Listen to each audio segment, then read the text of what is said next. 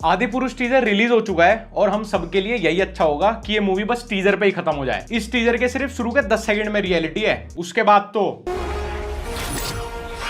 अरे भाई ये राक्षस के पायरेट्स ऑफ कैरेबियन से इंपोर्ट करा लिया क्या? टीजर खत्म होते होते मुझे पता चला कि ये मूवी रामायण पे बेस्ड है। बस सिर्फ इसीलिए मैंने अपनी गालियां कंट्रोल कर ली। ये टीजर परफेक्ट एग्जांपल है बताने को कि टी सीरीज के पास बहुत सारा पैसा है वेस्ट करने को। जैसे कि वो हर 2-3 महीने में 4-5 करोड़ रुपए तो हनी सिंह के टोनी कक्कड़ 2.0 वर्जन गानों पे खर्च कर देते हैं और अब 500 करोड़ रुपए इस मूवी के वीएफएक्स पे खर्च दिए। वीएफएक्स, अरे यहाँ तो रावण भी 2022 से इंपोर्टेड है। फुल फंकी बियर्डो का तेल लगाया हुआ स्पाइक्स वाला हेयर स्टाइल और वेल ग्रूम्ड बियर्ड। अच्छा हुआ रावण 2 युग पहले ही मर गया, वरना ये के तो वैसे भी जिंदा नहीं रहने वाला था। पर्सनली मुझे रावण कम और 1600 ईस्वी का कोई मुगल इन्वेटर ज्यादा लग रहा है। पुष्पक विमान को चमगादड़ बना दिया। अरे चमगादड़ से मुझे याद आया, कल ग्राउंड में उर्वशी रौतेला आ गई थी पंत को डसने। ये सब देखने के बाद डोरेमोन जानी दुश्मन छोटा भीम के लिए मेरी रिस्पेक्ट into 100 हो गई।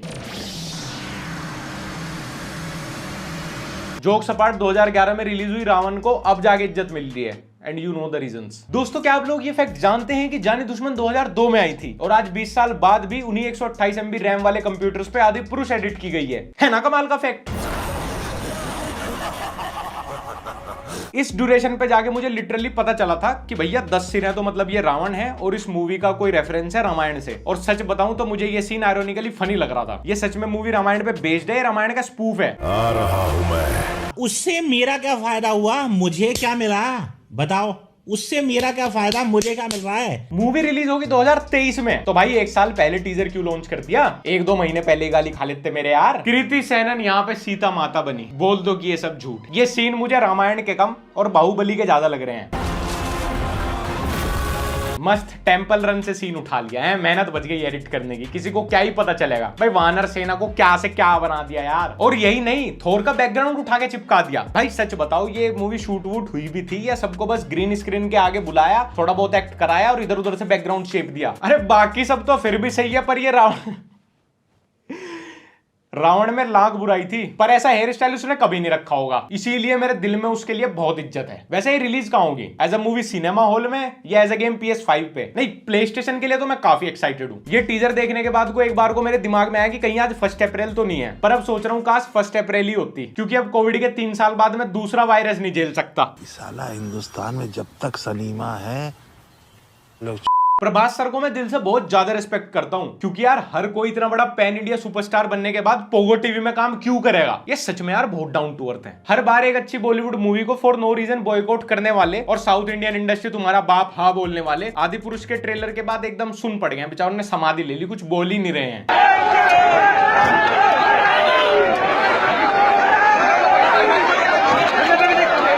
महान ऋषि विश्वा का पुत्र रावण अहंकारी था। वह विद्वान और महाज्ञानी ब्राह्मण था, इसीलिए उसकी वेद पुराणों पर बहुत अच्छी पकड़ थी। वह भोलेनाथ का बहुत बड़ा भक्त था और शिव तांडव स्तोत्र की रचना करने वाला था। इसी वजह से प्रभु श्री राम ने लक्ष्मण को आखिरी समय पर उससे ज्ञान प्राप्त करने के लिए भेजा था। रावण में लाख बुराइयां थी, पर कभी भी वो मिलिट्री कट हेयर स्टाइल नहीं रखता था, वरना बहुत पहले श्रीलंका से लात खा चुका होता। इस मूवी के वीएफएक्स आर्टिस्ट को मूवी रिलीज होने से पहले ही अपना सीवी 2-3 जगह जॉब के लिए दे देना चाहिए। खैर उसकी जॉब की प्रॉब्लम भी मैं सॉर्ट आउट करा दूंगा रीलेवल के साथ। नहीं भरोसा नहीं हो रहा, लो तो मैं तुम्हें रीलेवल के एक अचीवर से ही मिलवा देता हूँ। अनासुआ, हेलो हेलो।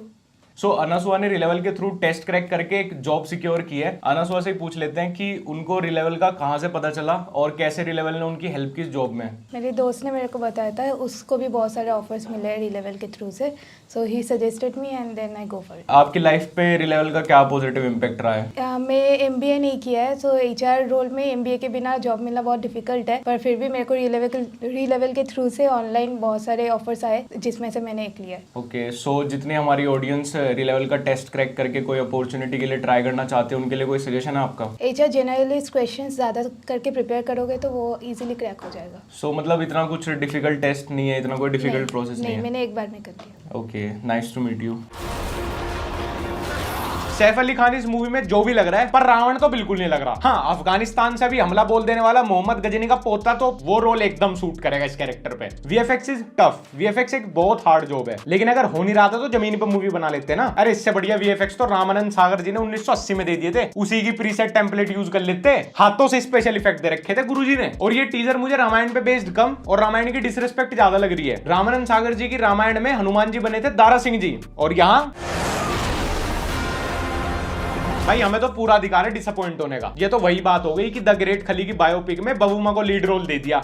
आज तक दो चीजें मेरी बहुत बुरी तरह टूटी हैं, मेरा दिल जब कटरीना की शादी हुई और मेरी एक्सपेक्टेशन जब आदिपुरुष का टीजर रिलीज हुआ। तीसरी भी टूटी थी, लड़ाई में तेरी रावण एक विद्वान ब्राह्मण होने के साथ साथ शिव जी का बहुत बड़ा भक्त था। कठोर तप करके शिव जी को प्रसन्न किया था उसने।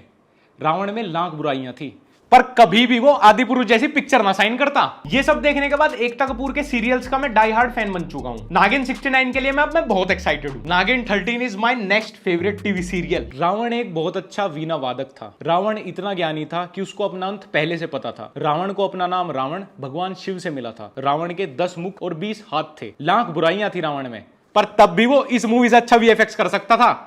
हनुमान जी आज के युग में हमारे साथ हैं, पर वो पूरी तरीके से अपनी शक्तियां नहीं दिखा सकते, ऐसा हमारे वेद पुराण में लिखा है। लेकिन अब मुझे यकीन भी हो गया, क्योंकि अगर वो दिखा सकते तो इस टीजर को सबसे पहले डिलीट कर देते। इंडिया में आज तक सबसे बड़ी ट्रेजेडी जालियांवाला बाग और भोपाल में हुई थी, अब तीसरी होने वाली है 2023 में। मैंने टी सीरीज की बहुत सारी कैसेट्स भी खरीदी और आज के टाइम में टी सीरीज के यूट्यूब चैनल पे उनके गाने भी सुनता हूँ ऑन रिपीट, पूरे ऐड प्ले करने के बाद। So as a loyal subscriber of T series मेरी भूषण जी से रिक्वेस्ट है कि अगर मेरी व्यूअरशिप से आपको कभी पैसा आया हो तो प्लीज इस मूवी में बिल्कुल मत लगाना। लाख बुराइयां थी रावण में, पर वो कभी भी इस सब के लिए टी सीरीज सब्सक्राइब ना करता। खैर अब बॉलीवुड से रिलेटेड दूसरी खबर पे चल लेते हैं यार। सैफ अली खान को कितना परेशान करेंगे, भाई को 4 बच्चे पालने यार, पालने दो। सो बिग बॉस अब शुरू हो चुका है, मतलब अब आपके पड़ोसी आपके घरेलू मैटर्स में ज्यादा दखलंदाजी नहीं देंगे, आपके घर में नहीं झांकेंगे। अब आप चुपचाप अपने घर में मम्मी पापा के पीछे लड़कियां ला सकते हो। सो बिग बॉस के इस सीजन में कंटेस्टेंट बने हैं साजिद खान। अब ये सुन के मुझे समझ नहीं आया कि साजिद खान का इतना खराब टाइम चल रहा है या बिग बॉस का। दूसरे एमसी स्टैन आए एज ए कंटेस्टेंट, तो अब देखना ये होगा कि एमसी स्टैन के आने से शो में टीआरपी ज्यादा आएगी या मिसोजनी। शो शुरू होते ही 30 साल की टीना 19 साल के अब्दू पे ट्राई करने लगी। जैसे हर एक कामयाब मर्द के पीछे एक औरत होती है, वैसे बिग बॉस में हर कामयाब पार्टिसिपेंट लड़की के पीछे उसकी बिग बॉस में बनाई गई एक सेटिंग होती है। और ये सब करे भी क्यों ना बंदी। इस शो में थोड़ी सी हाइप मिलते ही आपको खतरों के खिलाड़ी, नच बलिए जरा नच के दिखा, dance India dance, splitsvilla, roadies, love school, आंट के पकोड़े, झांट के रसगुल्ले, सारे शो में काम मिल जाता है। Just Indian TV things. बेचारे शो मेकर्स पेड पीआर के थ्रू ट्विटर बोर्ड ट्रेंड्स को सीरियसली ले लेते हैं। ओह माय गॉड, रूबिका और फैजू तो रोज ट्विटर पे ट्रेंड हो रहे हैं, इनको लेते ही तो शो हिट हो जाएगा। क्या मतलब है, सारे शो में इनको लेने के बाद भी शो फ्लॉप हो गया। बिग बॉस वैसे देखते ही क्यों है लोग? हर साल तो इनकी स्क्रिप्ट सेम होती है। जैसे ही शो की टीआरपी नीचे आएगी तो इसमें 4 वाइल्ड कार्ड एंट्रीज हो जाएंगे, एक विकास गुप्ता, दूसरा राहुल महाजन और कोई भी ओवरयूज इंटरनेट मीम वाले बंदे। फिर हर वीकेंड सलमान भाई के अनफनी जोक्स पे सब मिलके हंसेंगे। हर हफ्ते किसी भी पार्टिसिपेंट की 80% इनकम लेने वाली उनकी पीआर टीम उनके फेक ट्विटर ट्रेंड चलवाएगी और बस बिग बॉस ऐसे ही खत्म हो जाएगा। लाख बुराइयां थी रावण में, लेकिन अपने करियर के डाउनफॉल में बिग बॉस का ऑफर कभी एक्सेप्ट ना करता। प्रातःकाल 3 बजे। क्या बोल रही स्टैन की बबले? एमसी तू मुझे थोड़ा हिरन टाइप दिखता है रे। वैसे एमसी का मतलब क्या है? मुझे तो लगा एमसी मेरी मूवी कीमत वाला में रैप करेगा क्या? करेगा ना अपन। ये तो कच्ची उतार ना है, शर्ट उतार, ये करके दिखा ना, ये करना। बिग बॉस चाहते हैं कि आप सभी घर वाले फॉरेन लिविंग एरिया में लौड़े 80,000 का शूज है, 80,000 का। तेरा बिग बॉस घर इसमें जाएगा पूरा का पूरा। जिन एक्टर्स को बाहर कोई देखना पसंद नहीं करता, उन सब लोगों को एक घर के अंदर हम मिलके देखते हैं। अरे हगना ही है तो यार 500 करोड़ की वीएफएक्स वाली मूवी बना के हग लो, पर हर रोज कलर्स टीवी पे 10 से 11 रात को तो मत हगो। इस शो का बस मुझे एक ही कॉन्सेप्ट पसंद है कि एक मर्द की सिर्फ आवाज से घर की सारी औरतें कंट्रोल में रहती हैं। मौत आ जाए पर भगवान जिंदगी में इतना खालीपन कभी ना आए कि मुझे बिग बॉस देखना पड़े। लाख बुराइयां थी रावण में, लेकिन फिर भी वो मेरे को इंस्टाग्राम पे @लक्ष्य फॉलो कर लेता और हमारा व्लॉग चैनल भी जरूर सब्सक्राइब करता, क्योंकि बहुत बढ़िया चैनल था। उस युग में ऐसे व्लॉग बनते ही नहीं थे। तो आज की वीडियो में इतना ही, और अगर तुम मेरे को इंस्टाग्राम पे फॉलो करना चाहते हो तो @लक्ष्य फॉलो कर सकते हो। और हमारा व्लॉग चैनल लक्ष्य चौधरी व्लॉग्स पहले एक बार देख लें तभी सब्सक्राइब करें। और अब तो मैंने तुम्हें रिलेवल के अचीवर से भी मिलवा दिया, तो तुमने रिलेवल का कमाल देख ही लिया। यहाँ से क्रेड, यात्रा, मीशो जैसी 800+ कंपनीज हायरिंग करती हैं और 18 अगस्त को रिलेवल को पूरा 1 साल कंप्लीट हो गया और अब तक रिलेवल ने 1200+ नौकरियां लगवाई हैं। ये इंडिया में किसी भी सिंगल IIT और IIM में दी गई नौकरियों से भी ज्यादा है। इवन एक कैंडिडेट का तो 40 lakhs का भी पैकेज लगा है। So do check out ReLevel by Unacademy, the link is in my description.